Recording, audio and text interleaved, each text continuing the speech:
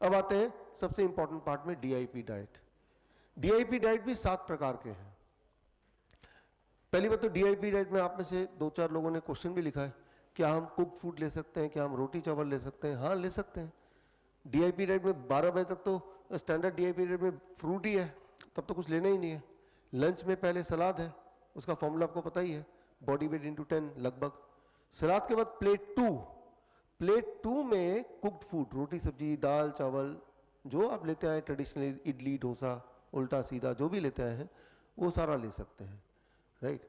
लेकिन जिनको autoimmune disease है, जिनको इंसुलिन डिपेंडेंट है, उनको हम बोलते हैं कि याद रखिए एक बात, डायबिटीज के पेशेंट के लिए या ऑटोइम्यून डिजीज के पेशेंट के लिए, कि सबसे ज़्यादा खतरनाक चीज़ अगर है कोई फूड, दैट इज ग्रेन्स, गेहूं। तो गेहूं छोड़ दीजिए, राइट। तो क्या करेंगे, रोटी कैसे खाएंगे? 0 ग्रेन आटा बनाइए और 0 ग्रेन रोटी बनाइए। 0 ग्रेन आटा और रोटी आपने बनाना सीखा, समझाया आपको? सीखा कि नहीं सीखा? सीखा ना। तो वो बनाइए। वो तो रोटी खाने से मना नहीं किया, गेहूं से मना किया। गेहूं से बेटर मिलेट्स है, राइट। लेकिन मिलेट्स भी आपका ब्लड शुगर एकदम स्पाइक करेगा। तो क्या करना है? 0 ग्रेन आटा। मान लो जो इंसुलिन डिपेंडेंट है बच्चे, पहला मुख्य रोल तो ये, हमारा गोल तो ये कि इंसुलिन से पीछे छुटाएं, उसके लिए 0 ग्रेन आटे की रोटी बनाइए। और जो डायबिटिक नहीं है, ऑटोइम्यून डिजीज नहीं है, वो रोटी खाते रहें ग्रेन की, वो गेहूं ले चावल ले जरूर ले। तो प्लेट 2 में कुक्ड फूड है जैसा आप पहले खाते हैं, है ना। एक्सेप्शन किसके लिए है? जिसकी इंसुलिन हम पूरी तरह नहीं छुड़ा पाए, जो ऑटोइम्यून के पेशेंट है, उन पे हम आएंगे, राइट। उनके लिए एक्सेप्शन है, उनको गेहूं हम मना कर रहे हैं। कब तक के लिए मना कर रहे हैं? जब तक वो इंसुलिन मुक्त ना हो जाए। हो सकता है 10 दिन लगे, हो सकता है 15 दिन लगे, राइट। तो जिसका इंसुलिन पूरा नहीं छूटा, यहां आधा ही छूटा, तो आप 0 ग्रेन पे रहो। पहला तो किसी भी तरह से इंसुलिन से पीछा छुड़ाएं। तो that is standard DIP diet. आप में से काफी लोगों को यही हमने टिक किया डीआईपी डाइट में, मतलब कि 2 बार लंच और डिनर में कुक्ड फूड खाना उनके लिए अलाउड है। यानी कि आपके भोजन से हमने सिर्फ डेयरी प्रोडक्ट हटाया है, पैक्ड एंड रिफाइंड फूड हटाया है, नॉनवेज वालों को नॉनवेज भी हटाया है। लेकिन चीटिंग हफ्ते में एक बार फिर भी कर सकते हैं, है ना, ताकि एक बैलेंस बनाए। जीभ की बात भी कभी भी मान लिया जाए, है ना। वैसे तो जिंदगी भर से ही मान रहे हैं हर दिन, है ना। आप में से कुछ लोगों को हमने सर्केडियन डीआईपी डाइट टिक किया है, ये सबसे इफेक्टिव है। सर्केडियन डीआईपी डाइट में सिर्फ इतना है कि डिनर वाला जो प्लेट 2 है वो नहीं लेना है। यानी डिनर में क्या ले सकते हैं फिर? क्या बच गया? प्लेट 1, यानी सलाद से काम चलाना है जब तक आप ठीक ना हो जाए, है ना, पूरी तरह ठीक ना हो जाए। यहां तो आधा दोरा ही ठीक हुए ना, 3 दिन में तो एक सैंपल दिखा। लेकिन जब तक पूरी तरह ना ठीक हो जाए, वो 15 दिन से 1 महीना कुछ भी लग सकता है, तब तक सर्केडियन डीआईपी डाइट पे रहिए। जो भी आपको कुक्ड फूड लेना है वो लंच पे तो ले लिया, अपने टेस्ट को सेटिस्फाई कर ही लिया। डिनर में आप सलाद पे रहिए, सलाद की क्वांटिटी बेशक बढ़ा दीजिए, कच्चा खाया नहीं जा रहा तो स्टीम कर लीजिए, और वो भी नहीं किया जा रहा तो सूप, वेजिटेबल सूप बना लीजिए, है ना। तो क्या ऑप्शन है डिनर के लिए सर्केडियन डीआईपी डाइट में? Plate 1। Plate 1 can be raw vegetables और स्टीम्ड वेजिटेबल और बॉइल्ड वेजिटेबल और मिक्सिंग ऑल ऑफ देम, और वेजिटेबल सूप और partly vegetable to soup, partly salad. तो ऑप्शंस हैं इसमें, है ना। वो भी 6 बजे से पहले आपको खत्म भी करना है। तो that is called circadian DIP diet. आप में से अधिकतर लोगों को हमने ये भी टिक किया है। तो यानी कि इस पे क्यों टिक किया? क्योंकि आपकी दवाई हम छुड़ा नहीं पाए, आपकी इंसुलिन पूरी तरह छुड़ा नहीं पाए, आपकी पूरी तरह दिक्कत छुड़ा नहीं पाए, आधा दूरा ही हुआ है। तो चलो भाई इसको ले लेते हैं। फिर आप में से कुछ लोग, ये है raw DIP diet. Raw DIP diet में हमने कुछ लोगों को टिक किया, यानी कि उनका कुक्ड फूड छुड़ा ही दिया। कुक्ड फूड किनका छुड़ाना है?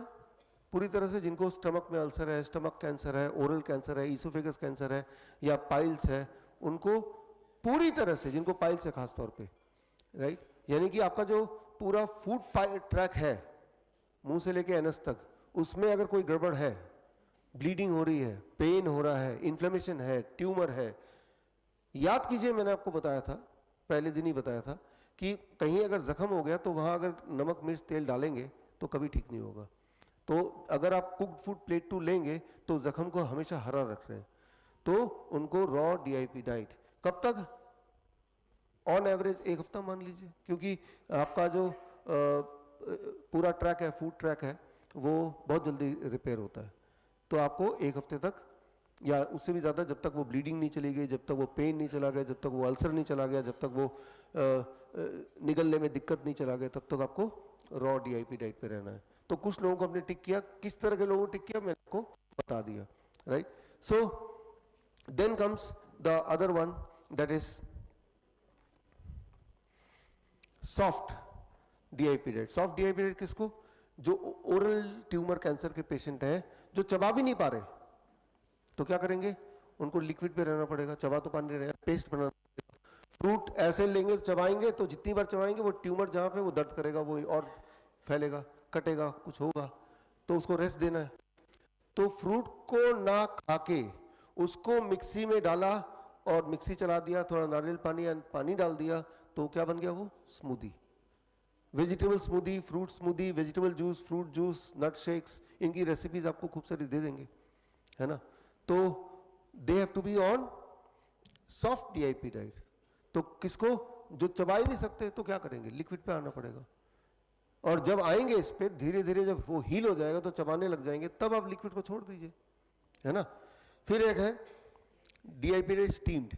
स्टीम्ड मैंने बताया था, जिनको रॉ वेजिटेबल से एसिडिटी होती है, ब्लोटिंग होती है, गैस बनते हैं, आपने मैंने बताया भी था 5% लोग आप में से ऐसे होंगे।